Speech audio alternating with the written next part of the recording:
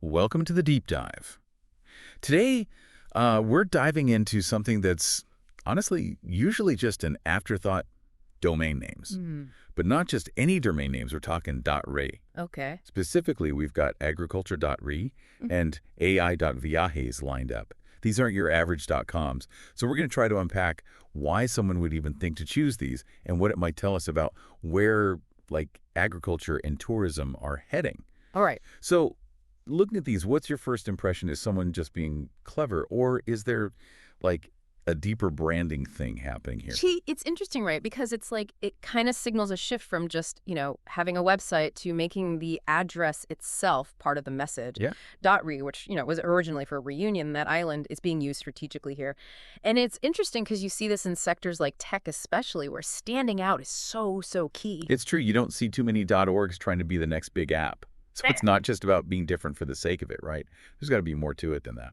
Exactly. It's like a .ray domain in these cases. It's almost like a shortcut to saying, we're innovative, we're forward-thinking, which, let's be honest, that matters a lot in fields like agriculture, AI, anything that's like all about the future. It's true. Those are not industries known for sticking with what's always worked.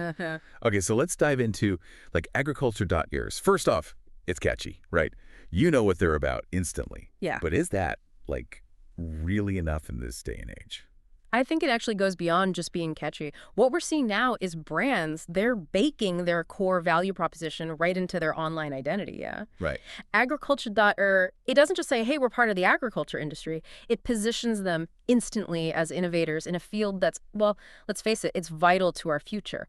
And in a digital space, this crowded, that clarity, man, that's powerful. And I bet, like, just practically speaking, having agriculture right there in the domain name, that's got to do wonders for them with, Google search engines, all that. Oh, absolutely. Like, just from a pure SEO standpoint, it helps people find them, no question.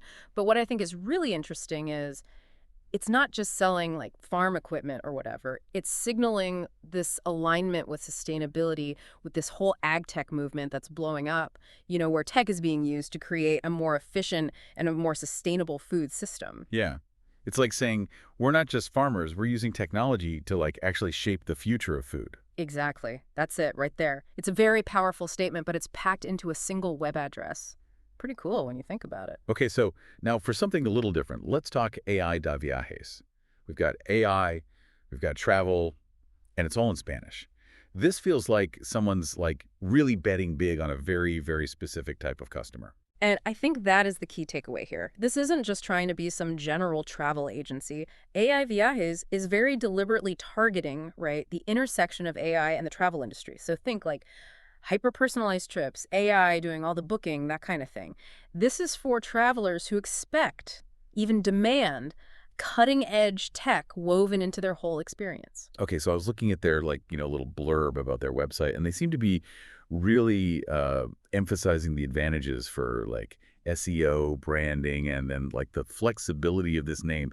It feels very, very deliberate, don't you think? Oh, without a doubt. This suggests a future, maybe not even that far off, where AI is curating like every single aspect of travel, from finding you the perfect hotel to suggesting like restaurants, activity stuff you didn't even know you were into. This domain name is banking on that future being, well, not the future, but right now. It's like the difference between having a business card and having, like, your own custom neon sign. Yeah. It's about making a statement right off the bat. 100%, yeah.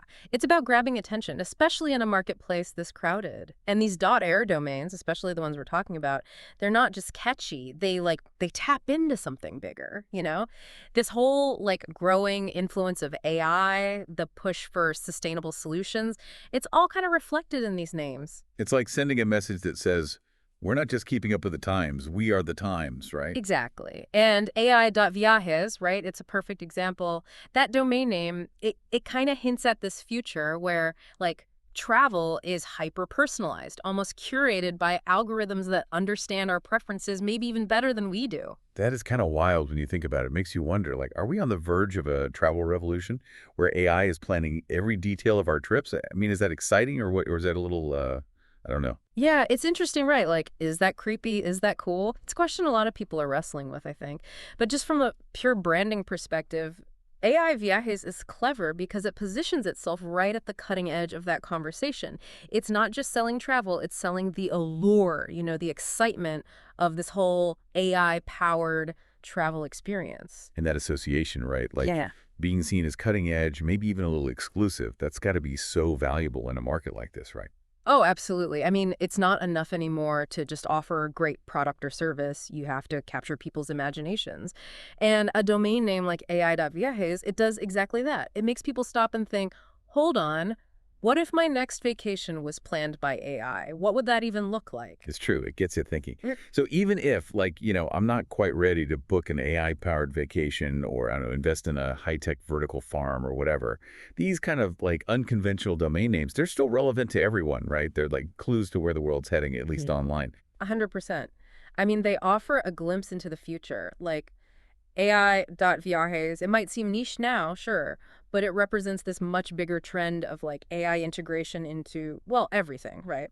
Yeah. Paying attention to these kind of like offbeat domains, it can be surprisingly insightful. Yeah, it's like, I don't know, paying attention to the business section of the newspaper, even if you're not, like, an investor, it helps you understand the forces that are out there shaping the world, right? That's a great analogy. It's about staying informed, right? Recognizing that even something as seemingly simple as a web address can be a really powerful indicator of like where things are headed. It really is kind of fascinating when you think about it. These domain names are like these little pockets of the future that are already, like, up and running. Yeah, and those pockets are only going to get bigger Yeah. and more influential. So, like, if we're seeing more and more of these hyper-specific, future-forward domain names popping up, what does that tell us about, like, how the internet itself is changing, at a deeper level? I think it points to this move away from like the early internet's approach, which was very broad, very catch-all. We're seeing a shift toward a more like curated and specialized online landscape. Kind of how cities evolve, right? Yeah. You start with general stores, but as the population grows, you get more and more specialized shops catering to, like, specific needs, bakeries, bookstores, boutiques, all that. Exactly. I mean, the internet's undergoing a similar kind of evolution. As it matures, we're seeing this very clear shift towards niche communities, specialized platforms, brands catering to incredibly specific interests, specific needs. And these domain names, they're kind of the digital storefronts of this new, more specialized internet, right? Yeah, that's a great way to put it. They're the first point of contact. It's that virtual handshake that introduces you to a brand's identity, their purpose, all of that. And in a world where attention is, like, the most valuable currency there is, having a memorable, impactful domain name, it's not even optional anymore, right? It's a necessity. For sure. It's an investment in your brand, in your future. It's a way to, like, cut through all the noise and instantly communicate what you're about, what you have to offer. It's like that saying, you never get a second chance to make a first impression. And then in the digital world, your domain name, that is your first impression, more often than not. It really makes you wonder, with all this emphasis on, niche domains and future-forward branding and all that, what other, like, unconventional domain extensions are out there? And what kind of clues do they hold about where the internet's headed? So we spend this whole time, like, really digging into this world of .ray domains, Yeah. specifically like agricultu.ai.viajes. Right. And we've seen how they can, like, signal these shifts in branding Sure. and even hint at the future of, like, how we think about the internet itself. Yeah, no doubt. It really seems like the internet's evolving from this, like, massive sea of generic websites to something way more curated. Absolutely, yeah. And I think as technology keeps advancing, right, and we're all generating more and more data, this whole trend towards specialization, it's only going to get stronger. Yeah. We're going to see like even more creative, even more unconventional domain extensions popping up, I guarantee it. Oh, yeah. And each one's going to tell its own little story, about the brand it represents. So it's clear that, like, just thinking about .com versus .re, that's just, like, scratching the surface here. Oh, yeah. Totally. What other domain extensions are out there that, like, most people haven't even heard of? Ooh, man. Well, there's a ton, right? Yeah. We're seeing an explosion of new ones. There's .tech, there's .io. Those are both really popular with, tech companies, obviously. Exactly. You've got .eco for anyone who's like really hammering that sustainability message. Even stuff like .art for artists and galleries and like shop for all those e-commerce folks out there. It's wild. It's like the internet's developing its own language. Yeah. It's like this set of visual cues that help us instantly size up a website, figure out what it's all about, just from the address bar. Right. And I think for brands, these new domain extensions, it's a way for them to instantly communicate, right?